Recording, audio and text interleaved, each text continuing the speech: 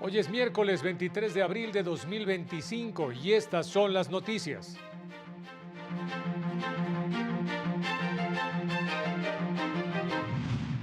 No viola el principio de proporcionalidad, sanción de hasta 90 años para el responsable del delito de secuestro exprés con violencia, determinó la primera sala.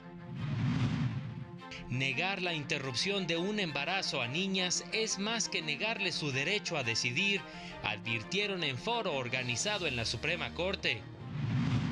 El Tribunal Electoral confirmó que es inviable que el INE implemente el voto de persona en prisión en la elección judicial.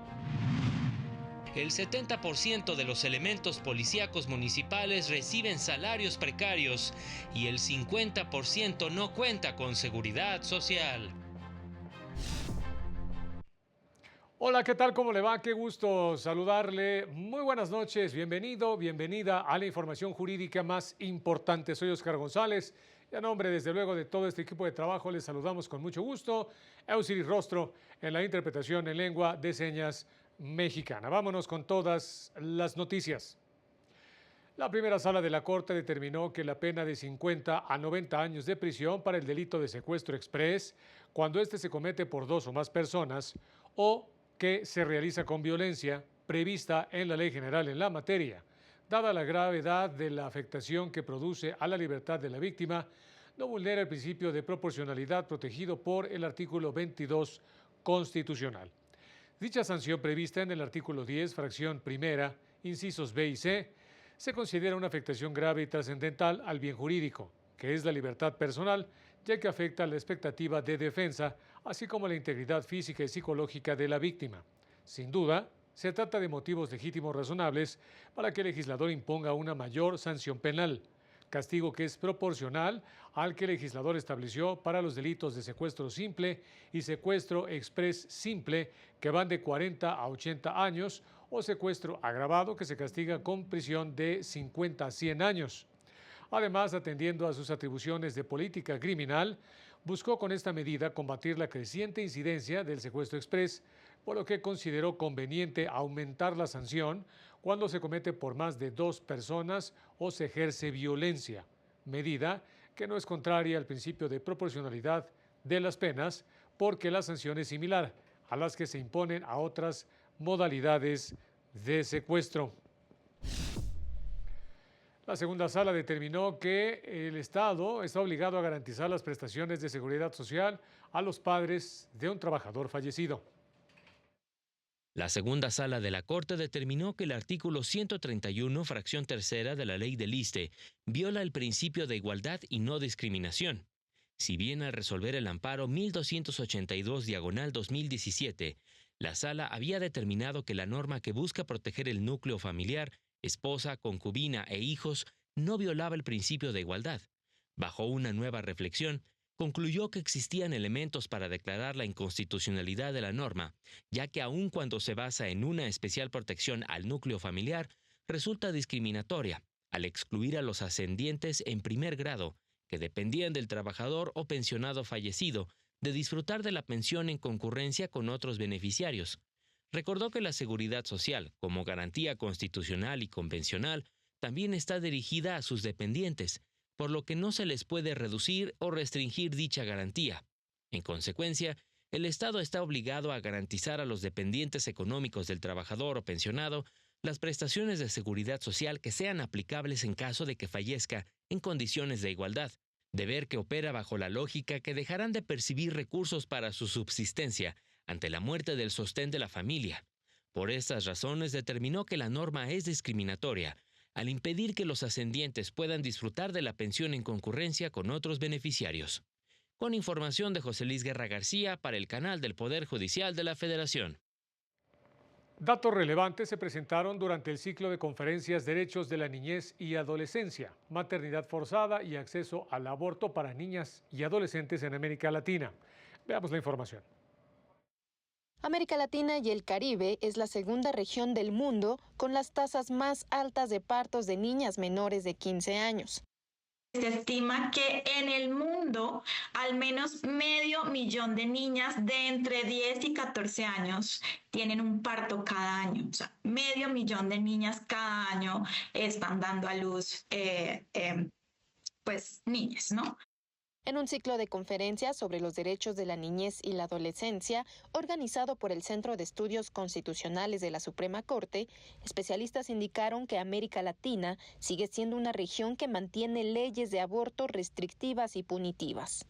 Abordaron los precedentes internacionales en casos que visibilizan de manera contundente las consecuencias de negar el derecho al aborto a niñas y adolescentes, así como la trayectoria del litigio estratégico. Las decisiones del comité marcan un hito que responde contundentemente a las realidades de miles de niñas en la región y en el mundo y al flagelo de la violencia sexual. El comité estableció que obligar a las niñas a enfrentar embarazos no deseados es más que negarles el derecho a decidir. En el caso de México, recordaron que la Suprema Corte de Justicia de la Nación, como criterio jurisprudencial obligatorio, ha determinado que el aborto no puede estar criminalizado y ha llamado a los estados a que ajusten sus sistemas penales internos. Hasta ahora, no todas las entidades han adaptado sus normativas. Para el canal del Poder Judicial de la Federación, Laura Murillo. El Centro de Estudios Constitucionales de la Suprema Corte pone a disposición de toda la población una obra en torno al proceso de constitucionalización de los derechos de las niñas, niños y adolescentes en América Latina. La defensa de los derechos de las niñas, niños y adolescentes ha avanzado en las normas constitucionales de diferentes países latinoamericanos, entre ellos México. El Centro de Estudios Constitucionales puso a disposición del público una obra que da cuenta de los progresivos criterios emitidos por la Suprema Corte de Justicia e instrumentos internacionales que protegen a la infancia. Se desarrolla sobre 4 ejes: el reconocimiento explícito de los derechos de las niñas, niños y adolescentes en el contexto constitucional y en otras leyes generales, la progresiva precisión en torno a las nociones implícitas en las normas constitucionales, la incorporación de una serie de instrumentos internacionales de derechos humanos y la jurisprudencia que reconoce y desarrolla los derechos de la infancia y adolescencia emanada de los órganos nacionales competentes para llevar a cabo el control de constitucionalidad. Usted puede profundizar en el estudio de los alcances normativos de los derechos de niñas, niños y adolescentes, como la autonomía progresiva, la igualdad, el derecho a vivir en familia, la prevención y respuesta frente a toda forma de violencia y la garantía del derecho a salud y a educación, entre otros. Para el canal del Poder Judicial de la Federación, Citlali Pérez. El tercer tribunal colegiado en materia civil del primer circuito determinó que para la defensa del derecho a un medio ambiente sano, las autoridades jurisdiccionales de los diversos fueros y materias deben resolver atendiendo a sus principios rectores al tratarse de un derecho transversal cuya afectación irrumpe en todas las áreas y circunstancias de la vida de las personas y está en riesgo la supervivencia de toda forma de vida. Explicó que las personas juzgadoras están obligadas, a través de sus resoluciones, de actuar ante un posible riesgo de deterioro del medio ambiente o ante la imposibilidad de reparar los daños ambientales precisamente causados. Al entenderlo, de máximo interés para el orden público y social y buscando, en la medida de lo posible, la mitigación de la crisis climática. Por tanto, es obligación del Estado mexicano y de todos los poderes públicos que lo integran a acatar los principios ambientales para garantizar que se respete el derecho a un medio ambiente sano, previsto tanto en el artículo 4 constitucional como en diversas convenciones internacionales de las que México forma parte. Precisó que la lucha por la sobrevivencia de la vida sobre el planeta Tierra debe ser un esfuerzo conjunto en el que todas las autoridades de todos los niveles se sumen para generar las condiciones necesarias a efecto de revertir y detener las condiciones adversas provocadas por el cambio climático. Tiempo de mensajes, volvemos con más. Al regresar, la JUFED denuncia que la elección judicial propiciará que el sistema de justicia sea infiltrado por la delincuencia.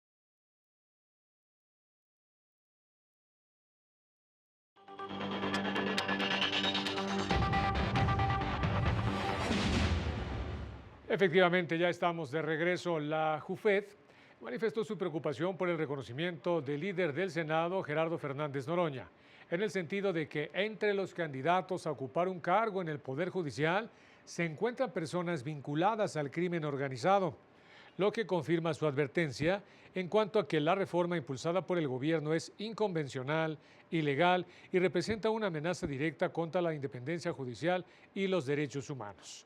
Reiteró que la elección popular de juzgadores no es un acto democrático, sino un mecanismo de cooptación institucional que abre la puerta a intereses políticos, económicos y ahora, como se ha reconocido, a intereses criminales, lo que implica entregar la justicia federal a grupos que no buscan impartir justicia, sino manipularla a su favor.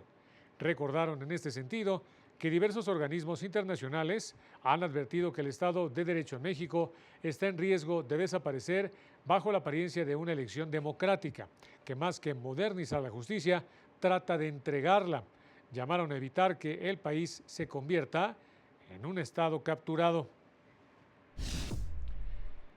Sobre las actividades del Tribunal Electoral del Poder Judicial de la Federación en su sesión de este miércoles, Juan Carlos González con los detalles. El Tribunal Electoral del Poder Judicial de la Federación confirmó el acuerdo del Consejo General del INE, mediante el cual determinó la inviabilidad de que las personas en prisión preventiva puedan ejercer su derecho al sufragio en la elección judicial de este año. Por mayoría de votos, la Sala Superior determinó que el acuerdo no viola el principio de progresividad de los derechos, ya que se está ante un supuesto de excepción por la falta de recursos. Tenemos una cuestión financiera que recalca el propio Instituto Nacional Electoral y que el proyecto se hace cargo de trasladar también a sus consideraciones. Nos habla de una reducción del 67% en el presupuesto solicitado. No hay recursos para materiales ni personal suficiente. Se le dio prioridad también a la participación de otros grupos en esta vulnerabilidad. El magistrado Reyes Rodríguez Mondragón votó en contra del proyecto al considerar que el INE no acreditó que hizo los esfuerzos necesarios para garantizar el voto de las personas privadas de la libertad. Contrario a lo que se sostiene en el proyecto, la decisión del INE, en mi consideración, sí implica una regresión injustificada en la protección de este derecho humano. Se reconoce un derecho, pero no se garantiza su ejercicio efectivo, con lo cual no se cumple el mandato constitucional. La magistrada Janine Otárola Malací votó parcialmente en contra del asunto porque en los efectos de la sentencia solo se vincula al INE realizar un estudio para analizar si es viable el voto de las personas privadas de la libertad hasta la siguiente elección judicial. Ya que, en mi criterio, debe modificarse esa parte del proyecto y ordenarse al Instituto Nacional Electoral que para la elección judicial que se llevará a cabo en 2026 ya se opere el voto para las personas en prisión preventiva. En otro asunto, la Sala Superior, por mayoría de votos, declaró la improcedencia de las impugnaciones que presentaron diversos ciudadanos contra la sentencia del Tribunal Electoral de Quintana Roo, que ordenó el rediseño de las boletas de la elección judicial local. Considero que con independencia si el diseño de la boleta es adecuado o no, lo cierto es que en este momento no sería viable ordenar la modificación del diseño porque la impresión de las boletas en términos de las constancias habría de iniciar a más tardar el 23 de abril. Para el canal del Poder Judicial de la Federación, Juan Carlos González. En el Centro Cultural Universitario de Tlatelolco se llevó a cabo la presentación de Archivos de la Resistencia, Memoria Viva para la Verdad y la Justicia. Una batalla que se ganó al fuego y al olvido. Esos son los archivos de la resistencia. Memoria viva para la verdad y justicia. Más de 5.500 piezas donadas por personas que sobrevivieron a la época de la llamada Guerra Sucia en México, de 1965 a 1990. Conservar documentos de esta naturaleza en aquel entonces significaba no solo persecución, significaba tortura de las más crueles y hasta desaparición. Un simple volante, un simple documento de los que están aquí en el Archivo de la Resistencia era suficiente para que la policía decidiera El archivo descansa hoy en un emblemático recinto, el Centro Cultural Universitario de Tlatelolco, donde a un costado se gestó hace 57 años uno de los episodios más oscuros en la historia de México, la matanza de estudiantes. Y a eso sumamos la negativa de la violencia de la violencia contemporánea. El esfuerzo hecho por las y los compañeros en la preservación de la memoria es reflejado en el esfuerzo que hacen las madres buscadoras, los colectivos de personas desaparecidas y de víctimas en este país, los diversos colectivos de víctimas. Y queda claro el esfuerzo que se tiene que hacer. El Estado mexicano no está alineado en la verdad, la justicia, la reparación, la memoria. Otra vez parece que es un tema que queda en el ámbito social. Se nos traslada la carga de mantener viva esa memoria desde el arte, desde la cultura, desde la propia lucha política, social, desde la defensa de los derechos humanos, y el Estado no acusa recibo. Los archivos de la Resistencia están disponibles para la consulta pública y además se realizó una exposición con indumentaria de la época, documentos históricos y grabaciones sonoras para interactuar en una experiencia inmersiva que estará abierta de forma gratuita del 23 de abril al 23 de junio. Para el canal del Poder Judicial de la Federación, Lorena Sánchez Cabrera. La organización México Evalúa analizó las situaciones que enfrentan las policías municipales en nuestro país. El 70% de las personas integrantes de policías municipales en México enfrentan condiciones laborales precarias con bajos salarios. Así lo dieron a conocer integrantes de la organización México Evalúa al presentar el reporte Policía Desprotegida, Ruta para su Dignificación Laboral. Alrededor del 70% de los policías municipales percibe un salario inferior al recomendado y reconocido por el gobierno federal. Entre 19 y 52% de los policías municipales, solo esos porcentajes, ese rango de porcentajes, podemos estimar que cuenta con seguridad social efectiva. Indicaron que lo anterior podría implicar que hasta el 80% de los elementos carezcan de seguridad social. De acuerdo con los datos de INEGI que utilizamos, ninguna de las prestaciones laborales que deben de recibir los municipios se concede al 100%, ni siquiera el salario. La cobertura disminuye de manera dramática cuando observamos prestaciones de la seguridad social y del esquema complementario. Agregaron que solo el 8% cuenta con acceso a crédito de vivienda. También alertaron sobre su constante exposición a riesgos letales por la diversificación del crimen. Estas condiciones laborales los condenan a la pobreza patrimonial, salarios bajos, falta de seguridad social y ausencia de oportunidades de desarrollo. Eso tiene que cambiar, porque a la población mexicana el tema que más le duele y le preocupa es el de la inseguridad. En el encuentro abordaron una estrategia institucional para revertir el problema con estándares que definan las prestaciones básicas para los policías. La aplicación de una ruta para la dignificación policial ya se ha implementado en Monterrey y Ensenada. Para el canal del Poder Judicial de la Federación, Laura Murillo. Y en México, de 2012 a la fecha, casi 700 informadores han solicitado el mecanismo de protección para periodistas. Y pido a las autoridades que no permitan que mi medio de comunicación desaparezca, que no permitan que lo callen, pero sobre todo que no permitan que me despojen de mis hijos, que no permitan que me los quiten. Es la voz de una mujer que, derivado de su labor y por constantes agresiones, se encuentra bajo el mecanismo de protección para periodistas. De 2012 a la fecha, 688 periodistas han solicitado este mecanismo. De estos, 200 son mujeres. México sigue siendo uno de los países más peligrosos para ejercer esta profesión, de acuerdo con el diagnóstico Voces en Resistencia, impactos de la violencia en la vida de las periodistas. Cuando una vive una situación de riesgo, se queda una huella impresionante, se queda una huella que duele, y que duele no solo para una, sino también para la familia. Estudio cuyo objetivo es dimensionar los alcances de las violencias contra mujeres periodistas a quienes amenazan con la vida de sus hijos, sus carreras, sus medios de sobrevivencia.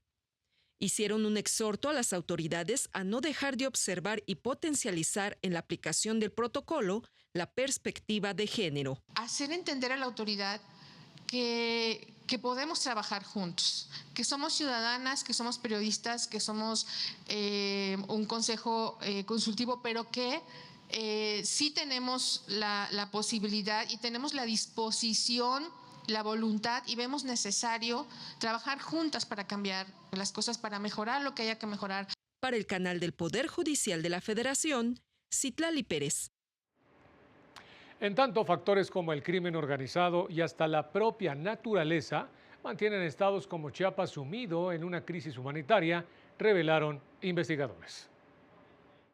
Chiapas en la espiral de la violencia armada y criminal fue el título del informe que se presentó en el Centro de Derechos Humanos Fray Bartolomé de las Casas. Los participantes fueron claros. Hay una crisis humanitaria en Chiapas. La situación de violencia importante que vivimos en el Estado en medio de un negacionismo del sexenio anterior, de la administración anterior, y pues también una parafernalia del gobierno actual que está cobijado por un espectáculo mediático. En el evento, los expertos acusaron que la desaparición forzada en la entidad es tan grave que ha registrado aumentos de hasta el 358%. Que la edad más frecuente de desaparición en Chiapas para las mujeres es de 15 años. Esto tendría que estar indignando al país. 15 años es la edad en la que se están llevando a las muchachas. Entre las causas de esta realidad destacan, en primer lugar, la delincuencia organizada, seguida de proyectos de desarrollo, tala ilegal, extracción de hidrocarburos y cambio climático. El informe reveló que México cuenta con 386,000 personas que viven desplazamiento interno y que el 90% de este ocurre en los estados de Chiapas, Michoacán y Zacatecas. Al final, lamentaron que la multiplicidad de violencias estructurales profundas que padece Chiapas sea una realidad que no se reduzca al foco rojo que representa, y menos ante la falta de interés por parte de las autoridades.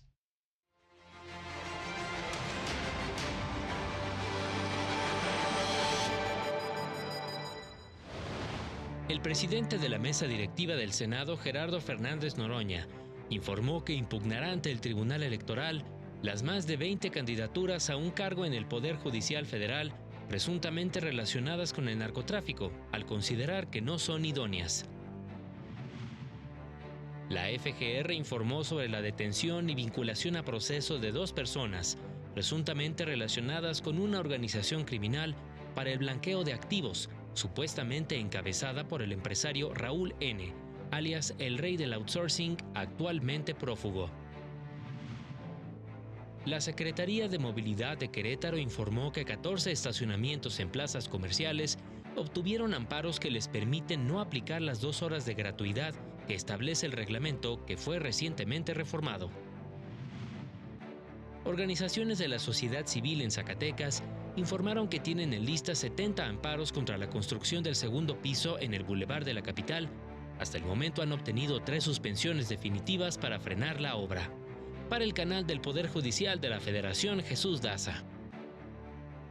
Vámonos a información del mundo. Autoridades de la Ciudad del Vaticano confirmaron que el periodo de 9 días de luto tras la muerte del Papa Francisco concluirá el próximo 4 de mayo, por lo que al día siguiente finalmente se convocará al cónclave para elegir al nuevo sucesor de la Iglesia Católica. Se prevé que la reunión, a puerta cerrada y aislada del exterior, con obispos y cardenales de distintas partes del mundo, inicie entre el 5 y el 10 de mayo. No hay un tiempo límite para la elección, toda vez que, de acuerdo con los rituales de la Santa Sede, el nuevo líder deberá obtener al menos 2/3 partes de los votos de los presentes. La deliberación podría durar días o incluso semanas, con múltiples rondas de votación.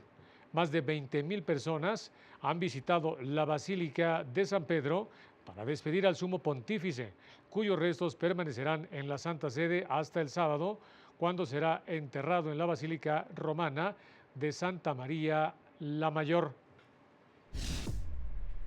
y alerta a la Organización Mundial de Comercio que la guerra comercial justamente entre Estados Unidos y China podría generar una pérdida del 7% del Producto Interno Bruto Mundial en países en vías de desarrollo, indicó, y desde luego el impacto sería mayor, con una pérdida de hasta 2 dígitos, lo que tendría graves repercusiones. Sin embargo, expresó su confianza en que se logre un acuerdo luego de las declaraciones del presidente norteamericano Donald Trump, quien se mostró abierto a reducir los aranceles a las importaciones chinas, que alcanzan el 245% en algunos productos.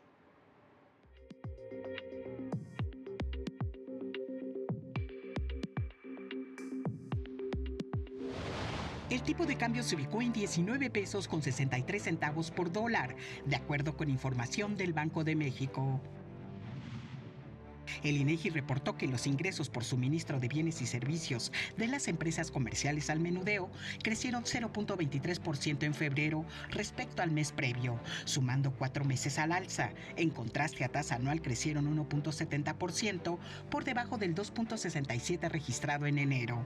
Las ventas al mayoreo aumentaron 0.20% mensual, mientras que a tasa anual se contrajeron 5.34%, sumando 15 meses consecutivos a la baja.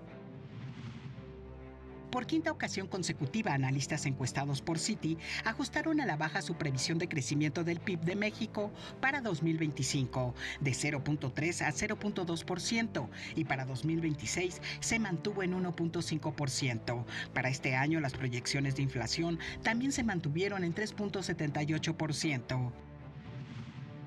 Este año el Banco Mundial prevé que México registrará 0 crecimiento contra el 1.5% previsto en enero, y para Brasil disminuyó de 2.2 a 1.8%. Para América Latina y el Caribe redujo su pronóstico a 2.1% desde el 2.5% previo. Ante mayores niveles de incertidumbre, los países deben recalibrar sus estrategias, y en medio de la necesidad de inversión, el gasto público sigue siendo una preocupación, precisó el Banco Mundial. Para el canal del Poder Judicial de la Federación, Lilian Moreno.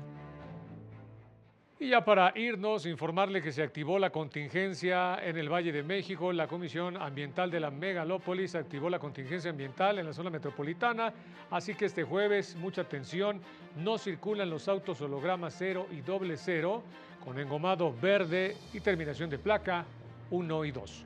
Como siempre, muchas gracias por haber estado con nosotros. Muy buenas noches, soy Oscar González. Nos vemos en la próxima.